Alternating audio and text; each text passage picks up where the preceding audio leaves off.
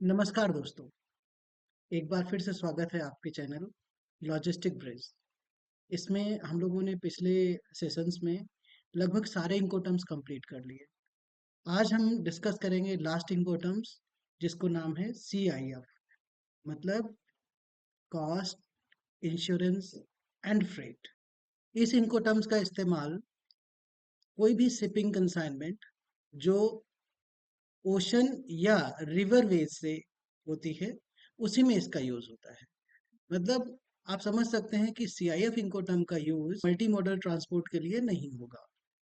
इसमें एक्सपोर्टर लगभग सारी रिस्पॉन्सिबिलिटीज बियर करता है अपने वेयरहाउस में पैकेजिंग से लेकर के बायर के डेस्टिनेशन पोर्ट तक पहुंचाने के लिए। वहाँ की ओशन फ्रेट, कॉस्ट, इंश्योरेंस, सभी चीजें बायर ही बियर करता है। आप इसमें एक इमेज के थ्रू देख सकते हैं कि कहाँ पर रिस्क ट्रांसफर है। सबसे पहले लोडिंग पोर्ट पर ही रिस्क ट्रांसफर है जो बायर को जाता है। बट जो ऑब्लिगेशन है एक्सपोर्टर की, वो ऑब्लिगेशन डिलीवरी कैरियर तक डिपेंड करती है बायर के ऊपर, एक्सपोर्टर के ऊपर। तो इस इनकोटर्म में क्या क्या इम्पोर्टेंट है और किन कंडीशंस में बायर को ये बेनिफिशियल है, किन कंडीशंस में एक्सपोर्टर को बेनिफिशियल है, और जो एक्सपोर्टर या सेलर है वो क्या-क्या रिस्पॉन्सिबिलिटी बियर करता है और कौन-कौन सी रिस्पॉन्सिबिलिटीज बायर के ऊपर आती हैं, उसके बारे में हम लोग डिटेल में अगली स्लाइड से देखेंगे।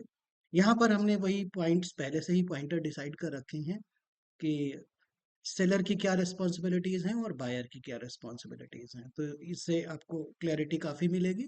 बट हम अगली स्लाइड में डिस्कस करेंगे कि इसके बारे में थोड़ा डिटेल में आपको जानकारी मिले, एक ओवरव्यू देने की कोशिश करेंगे।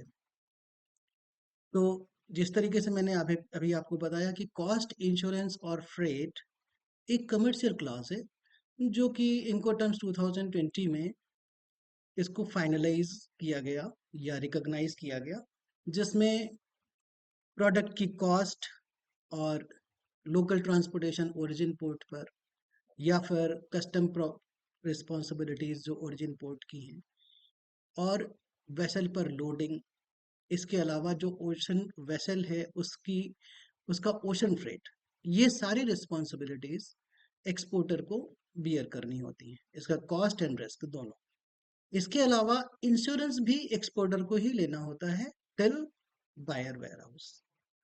यहाँ पर एक चीज और ध्यान देने वाली है कि इंश्योरेंस चूंकि एक्सपोर्टर ले रहा है, तो इंश्योरेंस कंपनी एक्सपोर्टर को ही किसी भी लॉसेस या डैमेज होने के लिए एक्सपोर्टर को कवर करती है, बायर को कवर नहीं करती। तो कोई भी अगर लॉसेस होता है तो उसका क्लेम एक्सपोर्टर कर सकता है, बायर को उसका क्लेम नहीं मिलेगा। अब हम आगे बात करते हैं कि कौन कौन से प्रोडक्ट्स इस तरीके के इनकोटर्म में यूज होते हैं। तो नॉर्मली वो प्रोडक्ट्स इस तरह के इनकोटर्म्स यानी CIF इनकोटर्म में यूज किए जाते हैं जो बल्क कार्गो हो, नॉन कंटेनराइज्ड कार्गो हो, जिसमें डैमेज के रिस्क कम हो, मिनिमम हो। तो ऐसे प्रोडक्ट को ही, ऐसी कमोडिटीज को ही CIF इनकोटर्म्स के थ्रू एक्सपोर्टर भेजने के लिए एग्री करेंगे।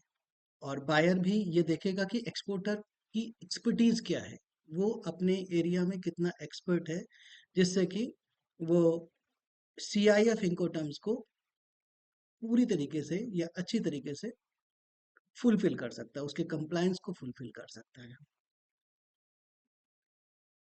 तो हम लोग यहाँ पर देख रहे हैं कि सेलर की रिस्पॉन्सिबिलिटीज कौन कौन सी हैं।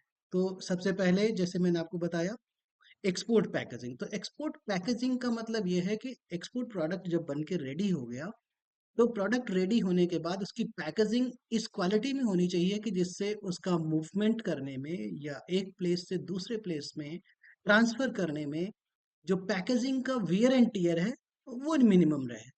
ऐसा ना हो कि दो बार भी अगर हमने मूवमेंट किया किसी पैकेज का और वो टर्न आउट हो जाए, या फिर जो प्रोडक्ट हमने पैक किया है वो पिलफ्रीज हो जाए, फैल जाए चारों तरफ, तो ऐसी पैकेजिंग नहीं करनी है। तो एक अच्छी एक्सपोर्ट स्टैंडर्ड की पैकेजिंग एक्सपोर्टर को करनी होगी और उसकी जो भी कॉस्ट है वो उसको बियर करनी पड़ेगी। लोडिंग एक्सपेंसेस जो हैं, जो सेलर के वेयरहाउस में हैं ट्रक में लोड करने के लिए, लोकल ट्रांसपोर्टेशन के लिए, जिससे कि गुड्स को एक फर्स्ट कस्टम पॉइंट तक पहुंचाया जा सके जहां पर कस्टम क्लियरेंस होगी, ये कॉस्ट भी एक्सपोर्टर बियर करेगा। इसके अलावा जो ओरिजिन पोर्ट है उस पर लोडिंग के लिए जो डिलीवरी है या जो लोडिंग के एक्सपेंसेस है, कस्टम क्लियरेंस की कॉस्ट है, कोई लोकल टैक्सेस, अगर कोई ड्यूटी या कोई टैक्सेस या कोई लेवी गवर्नमेंट की तरफ से है किसी प्रोडक्ट पे, तो वो लेवी भी एक्सपोर्टर को बियर करनी पड़ेगी। इसके अलावा ओरिजिन टर्मिनल पर जो लोड टीएचसी है या टर्मिनल हैंडलिंग चार्जेस हैं जो पोर्ट को ड्यू हैं, वो भी एक्सपोर्टर पोर्ट को पे करेगा अपने अकाउंट से। और ओशन फ्रेट के लिए एग्रीमेंट या नेगोशिएशन एक्सपोर्टर ही करता है वेसल ऑपरेटर से, और उसका पेमेंट भी एक्सपोर्टर को ही करना होगा। इसके अलावा जो सीआईएफ इनकोटर्म है, इसमें जो इंश्योरेंस है अपने वेयरहाउस से लेकर के डेस्टिनेशन पोर्ट तक, वो इंश्योरेंस कॉस्ट भी एक्सपोर्टर को पे करनी पड़ेगी। तो अब हम लोग आते हैं नेक्स्ट पॉइंट पे कि बायर की रिस्पॉन्सिबिलिटीज क्या क्या हैं। तो जिस तरीके से मैंने पिछली स्लाइड में बताया कि एक्सपोर्टर या सेलर क्या क्या रिस्पॉन्सिबिलिटीज कंप्लीट करके दे रहा है, डेस्टिनेशन पोर्ट पर पहुंचने के बाद जो डेस्टिनेशन पोर्ट के चार्जेस हैं, कोई फी है, कोई कस्टम ड्यूटी है, या डेस्टिनेशन टर्मिनल हैंडलिंग चार्जेस हैं, वो बायर को पे करने होंगे। इसके अलावा कस्टम फॉर्मेलिटीज भी बायर पे करेगा, और अपने डेस्टिनेशन पोर्ट पर अनलोडिंग बायर अकाउंट में आएगी। इंश्योरेंस उसने नहीं लिया है तो इंश्योरेंस का मैटर अलग है, वो already port two port exporter ने भेज दिया है। इसके अलावा भी अगर कोई स्पेशल इंस्पेक्शन होता है या किसी हेल्थ डिपार्टमेंट की तरफ से किसी पर्टिकुलर प्रोडक्ट के लिए रिक्वायरमेंट है, कंप्लायंस है डेस्टिनेशन कंट्री की, तो वो कंप्लायंस भी बायर को ही पे करनी होंगी, और उसका रिस्क और कॉस्ट भी बायर के अकाउंट में जाएगा। यहाँ पर हम लोग देखें, बात करते हैं कि कॉस्ट इंश्योरेंस फ्रेट में बायर को क्या क्या एडवांटेजेस हैं। तो जैसा मैंने स्टार्ट किया था, तो बायर को एक ही एडवांटेज है जब उसे पता है कि उसका प्रोडक्ट स्पेसिफिक है और उसकी कंसाइनमेंट्स बहुत ज़्यादा नहीं है। इसके अलावा जो सेलर है वो अपने एरिया में एक्सपर्ट है। सेलर का कंट्रोलिंग ओशन फ्रेट नेगोशिएशन में अच्छा है। इसके अलावा एक्सपोर्टर जो है वो वेल इस्टेब्लिश्ड है, पहले से ही उसने इस तरीके की कई सारी कंसाइनमेंट्स हैंडल की हुई हैं। इतना ट्रस्ट अगर बायर को आता है तो फिर बायर सीआईएफ इनकोटर्म को ही प्रेफर करेगा, क्योंकि इसमें बायर को कोई टेंशन नहीं लेनी, कोई प्रॉब्लम नहीं होगी। जो भी हैंडलिंग के प्रोसेस हैं, जो प्रोसीजर है, वो बायर को इजीली एक्सपोर्टर करके दे रहा है। बायर को किसी के पास जाने की जरूरत नहीं, उसके लिए वन पॉइंट सोल्यूशन एक्सपोर्टर है। वो एक्सपोर्टर को सारी रिस्पॉन्सिबिलिटी दे करके सीआईएफ इनकोटर्म पे अपने डील निगोशिएट करके फाइनलाइज कर सकता है। यहाँ पर इंश्योरेंस भी सेलर कर रहा है कि अगर कोई डैमेज होता है डेस्टिनेशन पोर्ट तक, तो वो सेलर ही उसके लिए रिस्पॉन्सिबिलिटी उठाएगा। यहाँ पर एक पॉइंट है जो मैंने पहले बताया था कि इंश्योरेंस का जो बेनिफिट है, वो बेनिफिट एक्सपोर्टर को है, बायर को नहीं।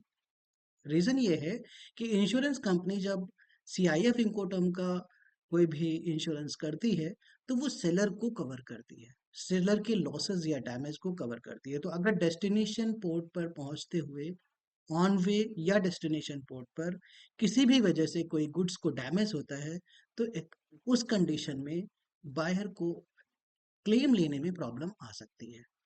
तो ये एक बड़ा डिसएडवांटेज है। इसके अलावा बायर को हो सकता है कि एडिशनल फ्रेट पे करना पड़े, बिकॉज सारा कुछ सेलर ने नेगोशिएट किया है, तो सेलर अपने कॉस्ट इंक्रीज कर सकता है, या अपनी कुछ बेनिफिट बढ़ाने के लिए, कुछ प्रॉफिट इंक्रीज करने के लिए ओवर बिलिंग कर सकता है बायर को। तो वो कंट्रोल भी बायर के हाथ में नहीं रहेगा। साथ ही जो शिपिंग पीरियड है, वो शिपिंग पीरियड का कंट्रोल भी बायर के हाथ में नहीं होगा, वो एक्सपोर्टर के हाथ में ही रहेगा। तो इसमें केवल इतना सा है कि कुछ अनअवॉइडेबल एक्सपेंसेस हो सकते हैं बायर के लिए, जो बायर को बियर करना पड़े अगर कुछ डैमेज होता है उस कंडीशन में। क्योंकि इनिशियली जो अगर कोई क्लेम भी जनरेट होगा तो वो क्लेम का बेनिफिट एक्सपोर्टर को मिलेगा।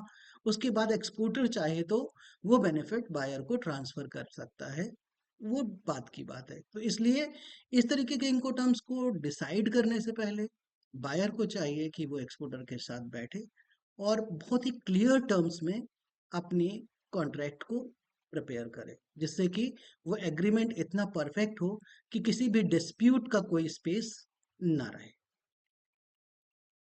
तो अब आते हैं when to use insurance and freight incoterm, cost insurance freight incoterms को यूज कहाँ करना है। तो जैसे हमने बताया कि इसका यूज नॉर्मली उन कंडीशंस में होता है जब आपको कोई इंपोर्ट स्टार्ट कर रहे हैं, कोई बायर है वो उसने इंपोर्ट स्टार्ट किया है, उसे ज़्यादा पता नहीं है कि एक्सपोर्ट प्रोसीजर्स क्या है ओरिजिन कंट्री के। तो ऐसी कंडीशन में वो एक अच्छे एक्सपोर्टर पर ट्रस्ट कर सकता है और अपने इनकोटर्म्स सीआईएफ बेसिस पे उससे गुड्स मंगवा सकता है, जिससे कि उसको बहुत ज़्यादा अलग अलग विंडोज पे जा करके अपने लिए कोई भी अधिक या ज़्यादा रिस्क लेने की ज़रूरत नहीं है या डिफरेंट वेंडर से डील करने की ज़रूरत नहीं है। उसके लिए सिंगल विंडो एक्सपोर्टर रहेगा। तो आज के लिए इतना ही। अगले वीडियो में हम लोग फिर जल्दी मिलेंगे।